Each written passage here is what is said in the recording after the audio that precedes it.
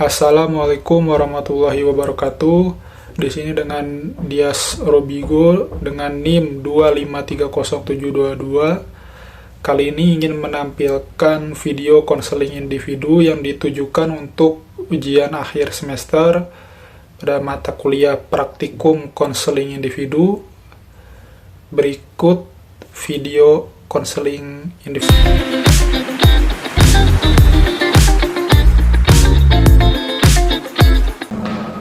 Oke,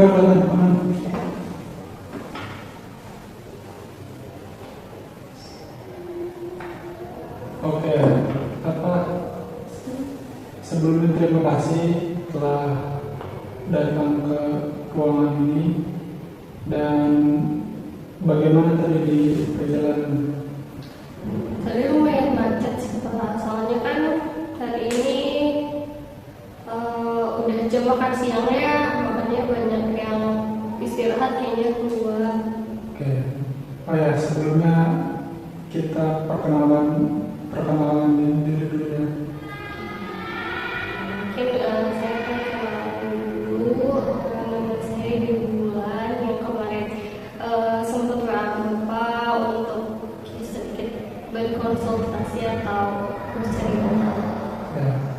Dan nama saya Dias Robigo, selaku konselor di sini.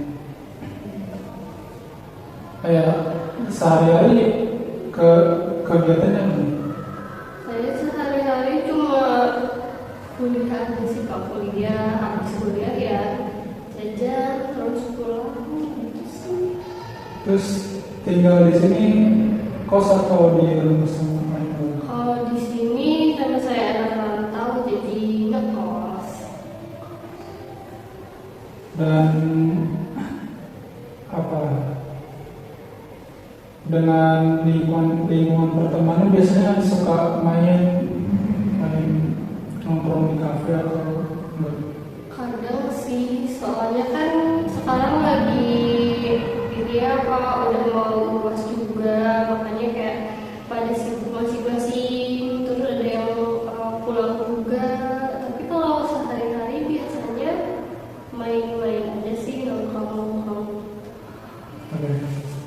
Ya, sebelumnya Dewi sudah tahu belum apa itu konseling? Belum pernah coba sih, Pak. Oke, mungkin saya mau menjelaskan sedikit apa itu konseling. Konseling itu hubungan terapeutik yang bisa membantu menemukan solusi atas permasalahan. Dan di konseling itu ada beberapa asas, di antaranya asas keterbukaan, kesukarelaan. Asas keterbukaan itu berarti Dewi bisa mengungkapkan apa saja, dan asas kesukarelaan berarti Dewi datang ke sini atas kehendak Dewi sendiri. Dan yang ketiga asas kerahasiaan, segala pembicaraan di sini dijamin kerahasiaan. Jadi nanti saya nggak usah takut buat cerita ya, Pak. Ya, betul. Nah, langsung saja Dewi, apa yang mau diceritakan? Oke, sebenarnya saya tuh cuma bingung sih Pak sama diri saya sendiri. Kayak kenapa ya saya tuh nggak bisa cerita gitu kalau misalnya ke orang lain, kan itu teman sendiri. Tapi sebenarnya teman-teman tuh sering banget cerita ke saya. Kayak misal kalau mereka ada masalah sama keluarganya atau sama pasangannya, mereka selalu cerita ke saya. Dan itu tuh pas waktu memang si masalah itu terjadi gitu loh. Jadi pas mereka lagi ngadepin masalah, mereka langsung cerita ke saya. Nah, saya tuh kadang mikir kayak, kok mereka bisa ya kayak gitu, tapi saya tuh gak bisa gitu. Jadi kayak saya tuh gak bisa terbuka ke teman-teman saya. Padahal kayak saya tuh pengen cerita juga didengerin, pengen juga cerita. Ya sebenarnya teman-teman saya juga kalau misalnya saya mau cerita ya pasti didengerin ya Pak.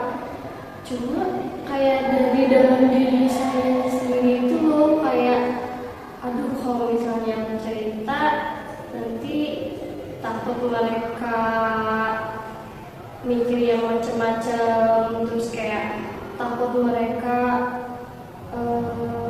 malah kayak apa ya, kayak kasihan gitu loh. Jadi aku lebih ke kayak mikirin apa yang emang belum terjadi. Ini yang dirasakan sama dari ini sudah berlangsung dari sejak kapan? Sebenarnya udah dari dulu sih Pak, tapi kayak mungkin karena kebiasaan juga dari dulu gak bercerita sama orang lain, makanya kesini makin kayak makin sebenarnya nggak tertutup juga. Cuma saya tuh nggak bisa yang langsung cerita gitu. Padahal di dalam diri saya tuh pengen kayak gitu, saya pengen cerita ke orang lain. Pas lagi ada masalah itu saya langsung cerita ke orang lain. Saya juga pengen tahu sudut pandang orang lain gitu, tapi saya nggak bisa gitu. Oke, ini konteksnya tuh dari lingkungan pertemanan di sekitar rumah atau di lingkungan sekolah atau semuanya kayak gini? Semuanya. Soalnya saya juga lebih nyaman cerita ke teman sih daripada cerita ke keluarga. Soalnya emang kayak malu aja kalau misalnya cerita ke keluarga.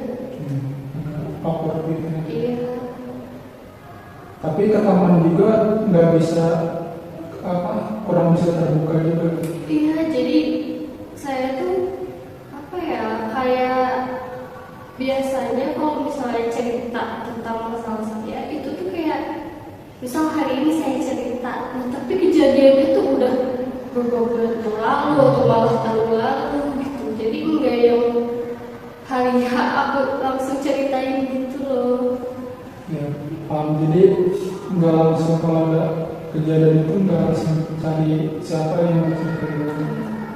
Tapi tunggu masalah itu selesai dulu. Ya biasanya kayak gitu. Baru mau cerita. Dan tapi kalau sahabat ada sahabat yang benar-benar dekat itu. Ada sih 2 orang teman saya waktu kuliah SMA. Itu hubungannya bagaimana? Hubungannya alhamdulillah baik, cuma mungkin sekarang karena LDR ya, jadi kayak pertemanannya jauh. Mereka di Jawa Tengah, saya di sini di Jabar, makanya komunikasi pun jadi berkurang gitu. Apalagi sekarang ada yang kuliah lagi juga sama kayak saya, terus ada juga yang kerja. Terus kayak kalau misalnya mau kayak cerita-cerita gitu takutnya ngerepotin, terus takutnya kayak ngeganggu aktivitas mereka. Tapi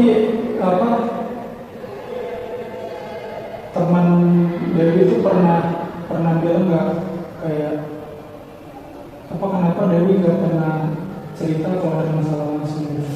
Mereka tuh sempat bilang gini ke saya, kayak ini perasaan kita doang deh yang cerita, apa kamu nggak pernah cerita, cuma nanggepin doang.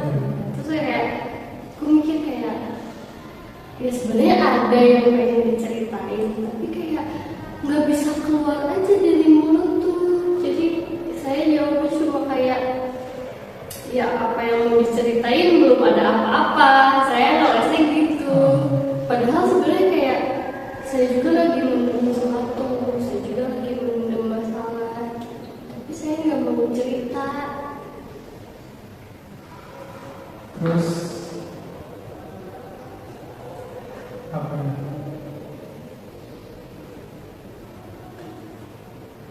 Ada apa usaha-usaha yang Dewi lakukan nggak untuk mengatasi rasa ketakutan bercerita ketika ada masalah? Saya beberapa kali pernah coba sih kayak misal lagi ya lagi ada masalah gitu. Saya tuh udah ngechat tuh orang itu kayak lagi sibuk nggak gitu. Tapi karena mungkin dia ada kegiatan, jadi balasnya tuh enggak yang langsung gitu loh. Jadi jeda kayaknya cuma jeda 30 menitan gitu. Tapi saya ngerasa kayak udah kan nggak jadi ceritanya gitu. Jadi kayak sebenarnya saya tuh udah niat mau cerita gitu, mau chat, mau ya kayak mau berbagi cerita lah, pengen tahu gitu sebenarnya saya itu harus kayak gimana ngadepinnya. Tapi ya gara-gara sebenarnya bukan gara-gara lama chatnya juga ya, cuma kayak nggak jadi lah.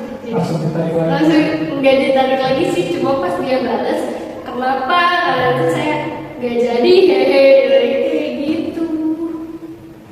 Ya takut mengganggu temennya.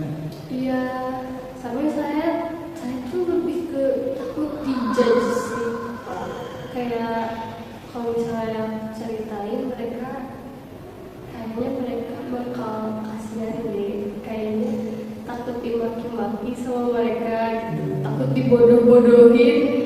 Terus takut kayak kenapa sih kamu bodoh banget? Takut kayak gitu sih. Padahal kan kita belum tahu ya mereka tuh responnya bakal kayak gimana. Ya. Cuma ya itu ketakutan saya dari awal. Mungkin ada pengalaman sebelumnya gitu yang Dewi pernah cerita ketika ada masalah terus mendapat perlakuan yang tidak diinginkan sama Dewi.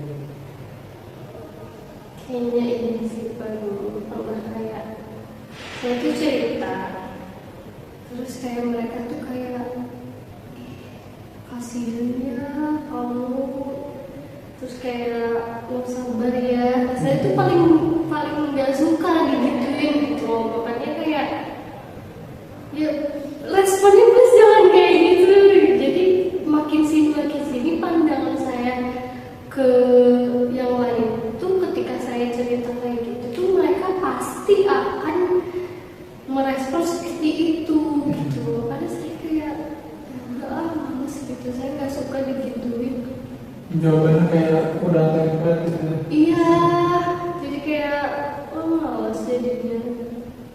Dan nggak bikin masalah selesai juga dan nggak bikin perasaan lega juga kan. Iya, sebenarnya kayak saya ya cerita juga ya cuma pengen sekedar cerita aja biar peluang sebenarnya. Cuma itu maksudnya respon mereka tuh please jangan kasihani aku.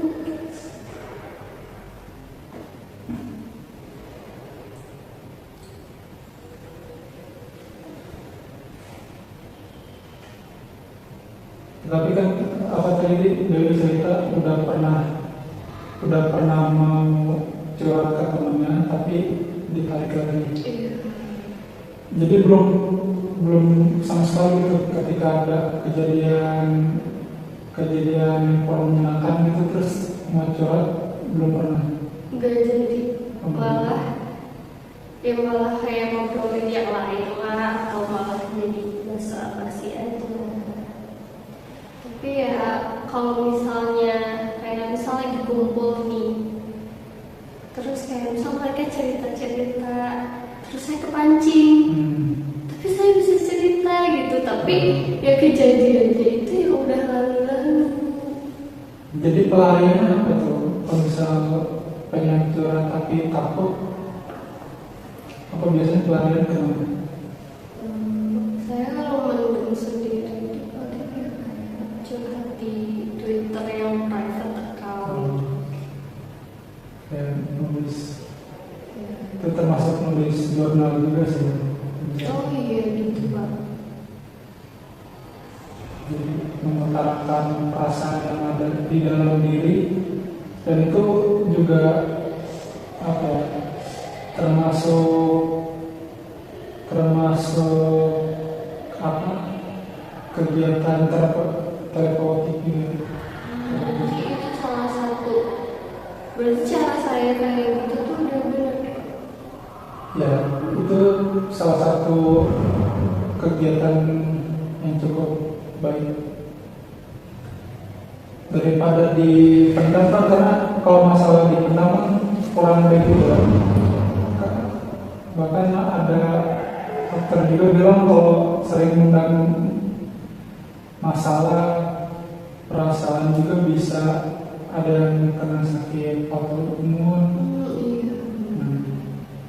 Lebih baik dikeluarkan. Kalau tidak berani dengan teman atau sahabat, bisa diutarakan lewat tulisan. Nah, untuk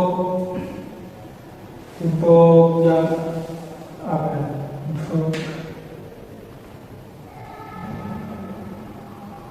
untuk kedepannya, harapan yang Dewi inginkan tuh apa? Ya, saya pengen lebih sedikit terbuka sih sama teman-teman saya. Ya, setidaknya sama dua sahabat saya itu. Terus kayak saya pengen, saya tuh nggak boleh loh berpikiran kalau mereka tuh bakal ngejudge saya yang enggak gitu loh. Saya kan, terus kan pertemanan saya juga bukan yang cuma setahun 2 tahun ya Kak, udah tahun gitu. Pasti mereka ngertiin saya. Cuma ya itu saya pengen menghilangkan pikiran yang buruk gitu. Cerita karena takut respon temennya itu karena sudah template, karena bilang sabar aja dan semacamnya gitu. Dan Dewi itu merasa kurang puas kalau curhat di respon seperti itu. Tapi kan faktanya Dewi itu belum pernah coba langsung. Udah pernah. Iya, tapi itu cuma sekali aja, dan itu pun kayak udah mungkin 5 tahun lalu saya coba. Nah itu apakah ya,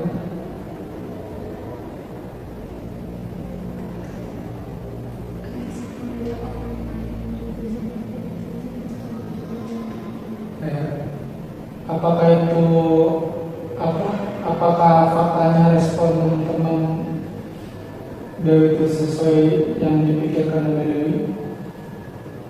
Sebenarnya kayak apa ya, kejadian yang tidak mengenakan itu jarang sih Pak. Bahkan itu kayak sebenarnya respon teman-teman ataupun sahabat saya itu ya, responnya ketika saya cerita itu kayak biasa aja sih. Kalau misalnya ceritanya kayak sedih, ya mereka kayak ikutan sedih. Terus kayak kalau ceritanya marah ya mereka juga kayak ikutan emosi. Sebenarnya kayak sewajarnya respon teman-teman aja sih. Soalnya kayak saya juga sempat mikir kayak, oh ini ya sebenarnya kalau misalnya teman-teman saya cerita ke saya juga tentang hal itu, misal tentang hal yang sama, respon saya juga pasti bakal kayak gitu loh. Dan kayak, tapi kenapa saya mikirnya kayak gitu terus itu, padahal ya sebenarnya respon mereka tuh ya normal-normal aja gitu. Bahkan ketika mereka cerita aja sama saya, ya saya juga meresponnya kayak gitu gitu loh. Sebenarnya ya kayak nggak ada hal buruk gitu loh dari kejadian yang sekarang ini. Cuma respon yang dulu itu yang bikin saya kepikiran sampai hari ini. Tapi kalau ditarik ke belakang kira-kira apa mengapa bisa begitu? Mungkin saya ceritanya ke orang yang nggak tepat aja sih. Kayak saya ceritanya, saya tuh sama orang yang punya pengalaman dulu pas sama saya gitu. Saya tuh kenal sama dia tuh kayak baru cuma 2 bulan gitu loh. Terus karena dia sering cerita ke saya jadi nggak enak gitu. Kayak dia terus nih yang cerita, udah saya cobalah cerita ke dia. Terus ya dia nggak tahu background apa saya sebelum gimana. Terus dia mungkin belum tahu karakteristik dan sifat asli saya kayak gimana. Makanya ketika saya mencerita hal itu, dia ngejadinya kayak gitu, bikin gak enak ke saya gitu. Ya sebenarnya bukan salah dia juga sih, karena ya dia juga nggak tahu apa-apa gitu tentang saya. Saya juga baru pertama kali cerita sama dia kayak gitu. Makanya responnya mungkin kayak gitu. Sih kayaknya emang salah orang aja sih Pak. Itu kalau boleh tahu hubungan pertemanannya sudah terjalin berapa lama? Itu baru 2 bulan aja, kayak itu baru kenal gitu. Itu pun kenalnya gara-gara saya kan main sama teman saya. Dan terus si dia ini temennya teman saya juga. Jadi teman saya itu bawa temennya.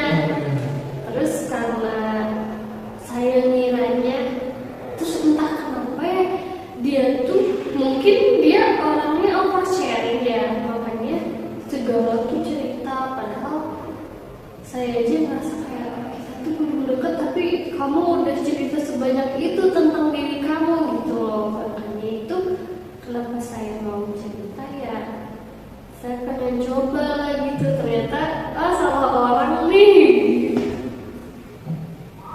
Jadi apa? Takut cerita itu karena si temannya oversharing maksudnya.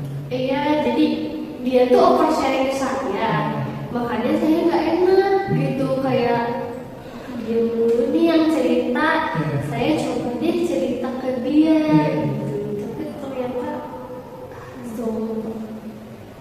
Zonnya bagaimana bisa dijelaskan?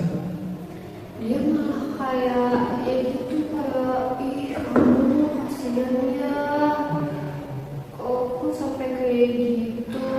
Terus kayak dia tuh responnya kayak paling itu mah perasaan kamu aja. Jadi kayak si perasaan saya tuh gak divalidasi gitu loh Pak. Terus kayak dia tuh ya kayak yang saya bilang tadi, kalau saya tuh udah paling anti, saya tuh dikasihani. Terus saya paling gak mau dicap paling bodoh. Kayak sebenarnya saya bisa gitu, tapi ya dia karena dia mungkin nggak tahu background saya kayak gimana ya, responnya kayak gitu. Tapi sayanya jadi nggak enak gitu. Jadi kayak saya mau lagi cerita sendiri. Oke. Misal kalau Dewi bertukar peran gitu untuk mengetahui apa sih yang diinginkan oleh Dewi, apa respon seperti apa yang diinginkan Dewi ketika curhat itu? Saya sih lebih kayak dengerin aja sih Pak. Terus kayak bisa kayak gitu ya. Terus kayak kalau misalnya saya marah nih, iya emang kayak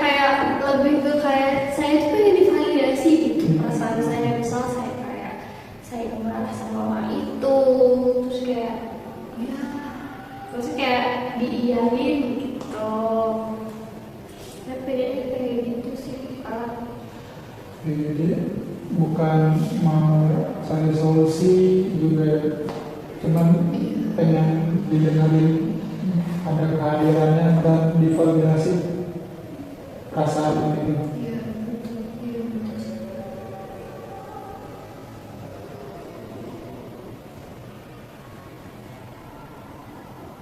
Nah, tapi tadi kan apa temennya sempat bilang juga tuh apa, kenapa dari nggak pernah cerita, kenapa kita terus, dan dan dan teman Dewi itu tidak beberapa masalah itu. Sebenarnya mereka tuh cuma ngomong kayak gitu doang. Cuma kayak ya kesannya jadi apa ya? Jadi oh iya ya mungkin apa ya? Take and give kan kalau misalnya di pertemanan kayak ya sebenarnya mereka juga menginginkan kalau saya tuh bisa juga percaya sama mereka gitu. Apalagi kan pertemanannya udah lama. Mungkin mereka ngiranya saya tuh nggak percaya sama mereka. Padahal ya saya percaya aja gitu. Cuma tuh saya kurang percaya gitu sama diri saya sendiri kalau saya tuh bisa ngomongin masalah itu. Soalnya bukan cuma gara-gara masalah yang karena saya nggak divalidasi yang dulu itu, saya juga kadang kalau ngomong belibet ya Pak. Jadi kayak apalagi kalau misalnya kita lagi emosi terus kita ngobrol, itu tuh pasti ada mulut tuh tipe, terus kayak saya tuh jadi bingung gitu mau ngomong apa gitu. Sebenarnya saya tuh harus mulai cerita dari mana. Jadi sebenarnya ya bukan gara-gara yang masalah trauma tadi, bukan trauma ya, lebih kayak ya ada peristiwa kaitan kelas sebelumnya. Tapi saya juga merasa kalau saya nggak bisa merangkai kata-kata untuk berceritanya gitu, apalagi kalau misalnya secara langsung dengan spontan gitu. Saya ngerasa nanti saya belibet gitu ceritanya. Tapi kalau main sama teman apa suka diajak kan? Jangan teman. Jadi kalau main sama teman tuh apa biasanya kayak nongkrong di kafe atau olahraga atau seperti apa? Saya nggak suka olahraga, jadi kayak kalau misalnya main ya paling ngobrol, yang ngobrolnya juga ngobrol ringan atau ya gitu. Jadi mereka yang cerita, saya mah nanggepin aja. Jadi cuma hadir di situ. Iya, hadir aja gitu Pak.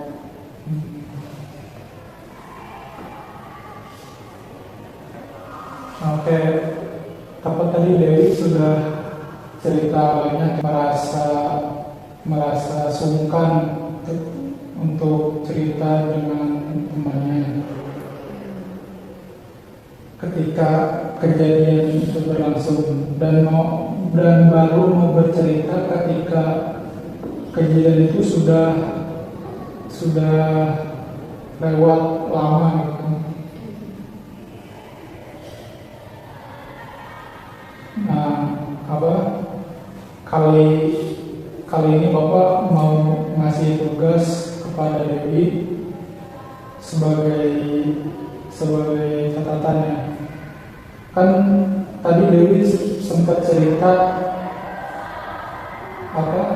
suka nulis di Twitter kalau lagi kesel gitu kan. Di second account yang followersnya itu cuma akun first saya.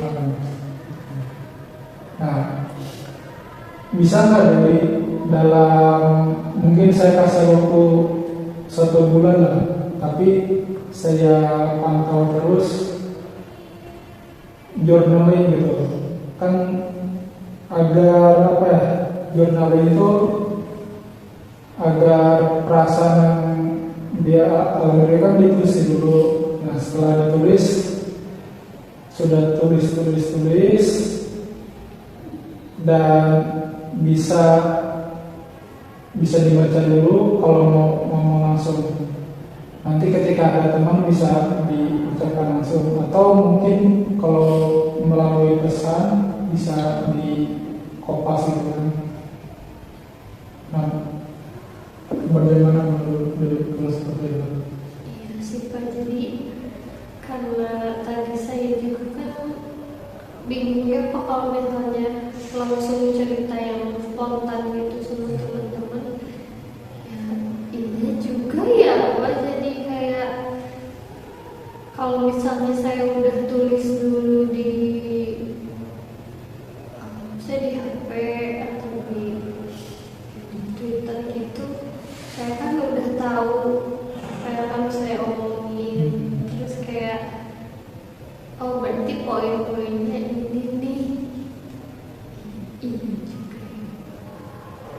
Nah, waktu Dewi suka nulis di Twitter itu, apa yang dirasakan sama Dewi? Saya lebih lega aja sih Pak, karena ya di situ saya bisa berkata apa aja, terus kayak ya mau caps lock segede apa, terus kayak apa mau ngomong apa aja di situ saya bebas gitu. Lega saatnya, terus kayak ya sedikit bisa apa ya, sedikit mengurangi sih Pak, cuma karena ya saya nggak tahu sudut pandang orang lain, makanya kayak ya udah berarti itu cuma nyampe di saya aja gitu. Saya nggak bisa berpikir jernih gitu loh, karena ya yang saya dapat tuh ya cuma pikiran saya aja. Jadi tidak mendapat feedback ya dari orang lain. Nah itu melakukan itu sudah berlangsung berapa lama kalau dari? Lumayan lama sih Pak, aku itu tuh dari SMA. Jadi cukup lama ya. Iya. Dan ada perubahan yang dirasakan nggak selama suka curhat nulis di Twitter itu? Perubahannya cuma lega aja sih Pak, tapi ya masalah saya tetap gak ada solusinya kalau cuma ditulis doang gitu kan. Karena kalau misalnya cuma mikir sendiri terus dipendam sendiri, kan ya kapasitas sudut pandang kita juga terbatas ya Pak. Kita kadang kalau misalnya kita cerita ke orang lain tuh kita jadi punya insight baru, terus kayak jadi tersadarkan lah sekiranya kalau misalnya ternyata kita yang salah, jadi kita tahu gitu kan. Kalau misalnya dipendam sendiri kan pengennya mah saya doang yang benar gitu loh, orang lain yang salah. Cuma kalau ketika cerita ke orang jadi kayak oh iya mungkin aku yang salah, atau ada perilaku yang sebenarnya harus dipenuhi. Nah, coba Bapak mau minta tolong Dewi, aku menyebutkan tugas apa yang tadi sudah saya kasih. Jadi nanti tuh kalau misalnya saya lagi burnout atau saya lagi ada masalah, atau ya perasaan saya lagi nggak baik-baik aja lah, saya coba tulis dulu di Twitter, terus ketika si tulisan itu udah jadi menjadi kata-kata, itu mungkin bisa saya baca ulang buat sampai ke teman, atau misal kalau misalnya di chat ya saya bisa tulis ulang si kata-kata itu ke teman saya. Dan apakah Dewi sanggup terhadap tugas itu? Sanggup. Oke. Baik, nanti Bapak akan pantau terus ya dalam waktu 1 bulan itu, dan semoga ada perkembangan baiknya. Ya, sebelumnya terima kasih atas kehadirannya. Beliau sudah mau niat mau datang ke sini juga sangat saya apresiasi, dan mau menceritakan juga sangat-sangat terima kasih. Saya akhiri, mungkin konseling ini saya akhiri, dan kita akan bertemu di pertemuan berikutnya. Saya juga mau terima kasih ya sama Bapak karena udah mau dengerin curhatan saya, terus memberikan insight-insight baru sama saya. Nanti kalau untuk pertemuan selanjutnya nanti dijadwalin lagi ya Pak. Iya, nanti saya akan kabarin